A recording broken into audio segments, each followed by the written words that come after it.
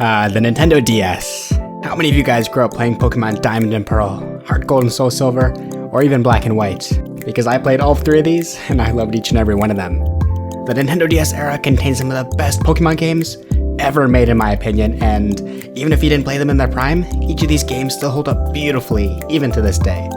There's just something about that pixel chibi art style and, of course, the timeless gameplay that just makes these games feel like they will never get old, and there's a reason they're still played today, even when Pokemon on the Nintendo Switch is as plentiful as ever. In other words, the Nintendo DS and its games are special, and it will always have a special place in my heart as well, so you guys know me. What better way to pay homage to the system than to make some beautiful, one-of-a-kind artwork for my absolute favorite Pokemon game of all time. Oh, and also, take a look at pretty much the coolest, real Nintendo DS artwork you will ever see.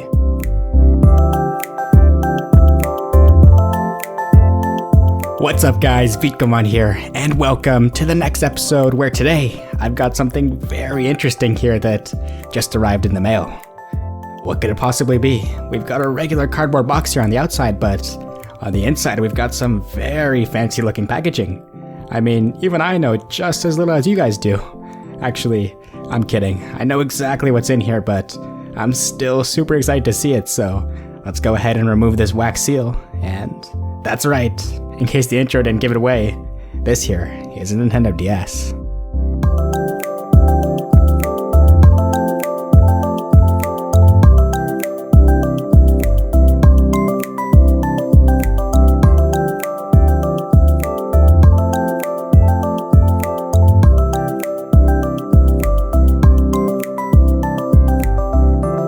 At one point in time, this was a working Nintendo DS too, and it even belonged to someone just like me and you, but it's since been long forgotten until recently when a company called Grid Studio found it and repurposed it into something new.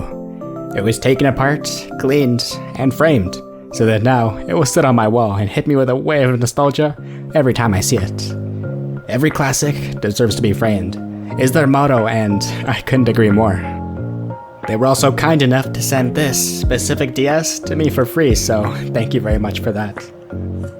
Anyways, I absolutely love this thing on my wall, along with my other Nintendo things, and turning classic electronics into art is a great idea, so I don't know about you guys, but my new, or I guess old, Nintendo DS is looking a little lonely, and it could definitely use some Pokemon to spice it up, so I've got this frame here.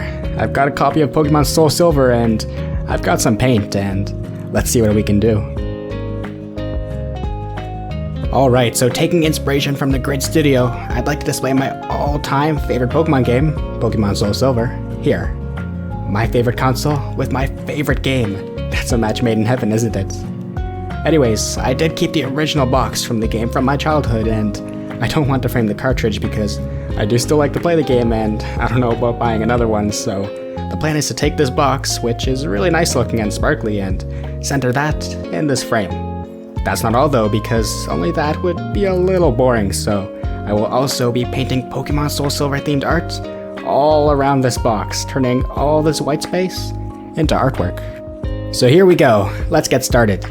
Just like any other artwork you or I have ever done, this one will begin with a sketch, but you may notice that I am doing something a little different here to start off. I'm using what is called the grid method, which, if you didn't know what that is, you guessed right. It basically just means that I'm drawing a grid on the canvas. This makes it so that rather than just eyeballing everything with the grid, I know exactly where to draw everything and how big the proportions should be. Honestly, any painting I do that is even somewhat big, I draw a grid on it. It's not really necessary with smaller pieces, and you guys definitely don't see me do any when making custom Pokemon cards, but for larger canvases, you almost can't go without. With the grid, everything should hopefully look good on the first try, and as you can see with this Lugia we're currently working on, I think it's doing its job right. Now, obviously, I wanted to get Lugia somewhere here in this picture, and he definitely deserves some prominence because he is the cover legendary for Soul Silver, so I think that he is pretty important in a Soul Silver themed frame. But anyways, we now have Lugia gracefully flying in that upper left corner, and I also want to incorporate Ethan into the painting as well, because he too is a very important part of the games. If you don't know who Ethan is, it's just the name of the protagonist in Gold, Silver, and also Heart Gold and Soul Silver. In any case, I've Ethan here, sitting in the grass on top of a hill, staring into the sunset at Lugia, which I know might be a little hard to picture now as the sketch is not complete, let alone any of the grass or even the color, which really makes a sunset, but trust me, that's the plan. I also really want to have all 3 starters, the starters from Soul Silver that is, sort of snuggling with him as they too enjoy this view. We're now going to draw in some rough lines for where I want some clouds and whatnot to be, and with that, we're finally done the sketch and ready to move on to the painting. Alright, so with the sketch now complete, we're finally at my favorite part. The sketch is where the drawing starts and where you can see inklings of how it may turn out in the future. Food for the imagination, if you will, but the painting is where the picture really comes together. Now, you might be thinking, or have already thought, why Pokémon Soul Silver? Of all the games on the Nintendo DS, why Soul Silver? Diamond and Pearl and Platinum, as well as Black and White and Black and White 2 are widely regarded as some of the best games in the entirety of the franchise and are absolute fan favorites as well, so why not pick those? And to that, I would say you are absolutely correct, and Soul Silver deserves this fame no more or less than those two do, but since this is mostly a nostalgia project, Soul Silver is the most nostalgic for me. Soul Silver was actually the very first Pokemon game I ever played, and it's really what got me into playing Pokemon games to begin with. You see, I grew up in the Diamond and Pearl era, and I actually do remember kids playing Pokemon Diamond and Pearl at school, but back then I was so young I didn't have a DS, and when I did eventually get my own DS, Soul Silver was the current game. Back then I didn't even know Pokemon games were different, and all I knew was that I wanted Pokemon on my DS, so Soul Silver happened to be the one at my local Toys R Us, and I picked it up. Or more accurately, I guess I begged my parents to buy it for me. And man, let me tell you, I was completely lost. People always talk about how Pokemon games these days are way too easy, but little Witcomon had absolutely no idea what he was doing. To put into perspective just how clueless I was, I didn't know the Pokemon box was a thing until many years later. So what that means is, I didn't know you could swap Pokemon to and from your team. I thought you could only catch 6 Pokemon, including your starter, through the entire game, and that was it. If you caught a Pokemon, it was on your team permanently, and you could never catch another one to replace it. Yes, that is correct. This is a game about catching them all, and I thought there was a limit on 6, so as you can imagine, I definitely didn't get very far into the game. I was around 9 or 10 years old at that time, so that was my very first experience with Pokemon, and honestly, even though I knew nothing about it, I still enjoyed it so much for some reason. Everyone at school was playing Pokemon, so I just felt so cool, I guess. A couple years later, when I was maybe 12 or 13, I guess you could say my brain was a little more developed because I ended up beating the Elite Four and completing the game then, but even so, I still remember it being really difficult. And yes, before you ask, I was 12, so when I caught Lugia in that Master Ball, he definitely went straight to my team, and I guess you could say he carried me through a couple battles to say the least. But anyways, I hope you guys enjoyed learning a little bit about my first Pokemon experience, and I mean, hey, if you guys have any interesting stories of your own, go ahead and leave them in the comments below. I'd love to hear what troubled you, or what didn't, or just about what you guys did in your first Pokemon games. Maybe it wasn't on the DS either, maybe it was X and Y, or S, or Sun and Moon on the 3DS, which, by the way, unpopular opinion, but I actually love Sun and Moon on the 3DS. But anyways, maybe your first game was even on the Switch, Sword and Shield, or even the Diamond and Pearl remakes. And now, actually, I have a question for you guys. What type do you think Lugia is? I'll give you a second here to think over your answer, and hopefully, by now you've locked it in. If you said water type, then congratulations! You got it wrong. It's a logical guess, I'll give you that, and Lugia might be the guardian of the ocean, but he's actually a flying and psychic type. That's right, he's actually a bird. In fact, he's actually master of the 3 legendary birds, Zapdos, Moltres, and Articuno.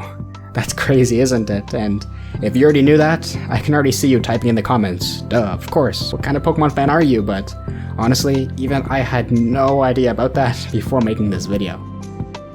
So, at the very least, that's a bit of an odd design choice, but at the same time, it's interesting how much thought must have gone to something so simple, and it's these little bits of care that really make Heart Gold and Soul Silver stand out for me. You can really tell that the developers poured their hearts and souls, no pun intended, into the games when making them, and even though they are remakes, they definitely don't take the easy path. Sorry, cough, Brilliant Diamond.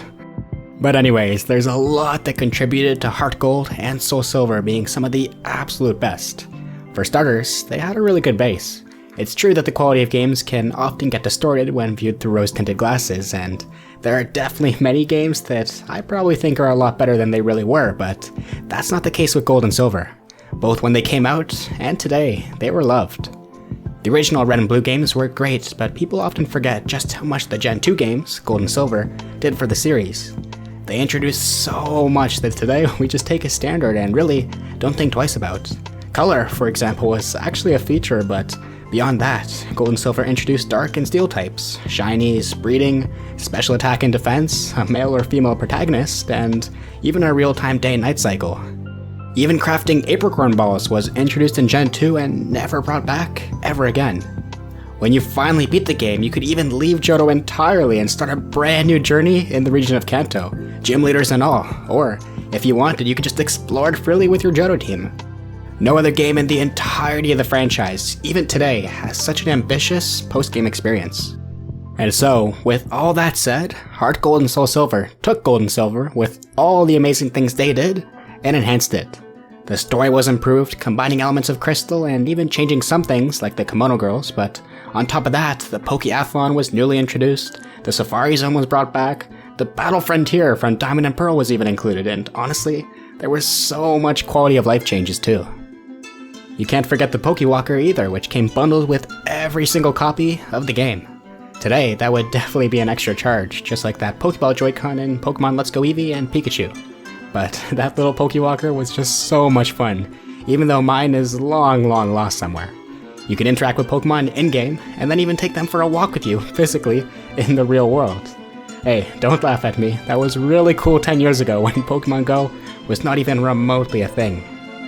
But anyways, that's why I love Heart Gold and Soul Silver, and we're nearly done with this painting, so I'll go ahead and finish this up, and I'll be right back with you guys.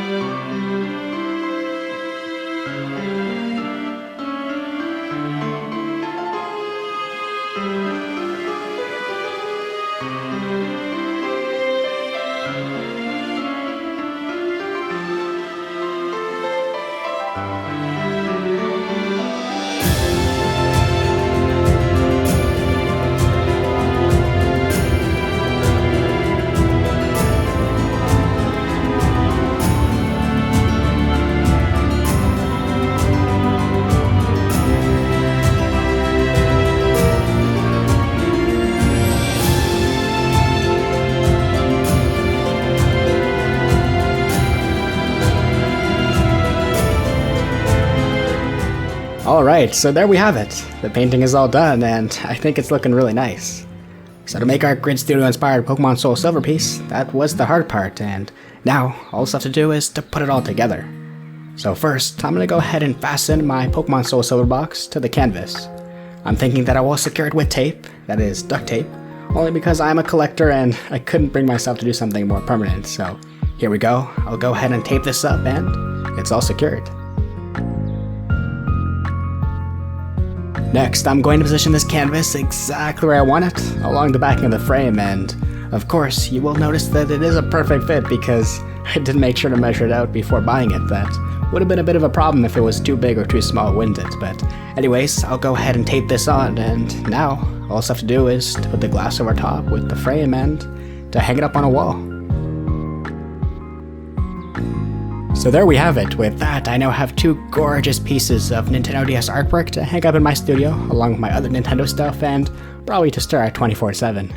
Why would I ever actually play Pokemon Soul Silver on a Nintendo DS when I can instead just stare at a box next to a disassembled gaming system? I'm kidding, I'm genuinely so happy with this, and really, I don't think it could have turned out any better. But anyways, thank you guys so much for watching this video, and stay tuned for the next episode.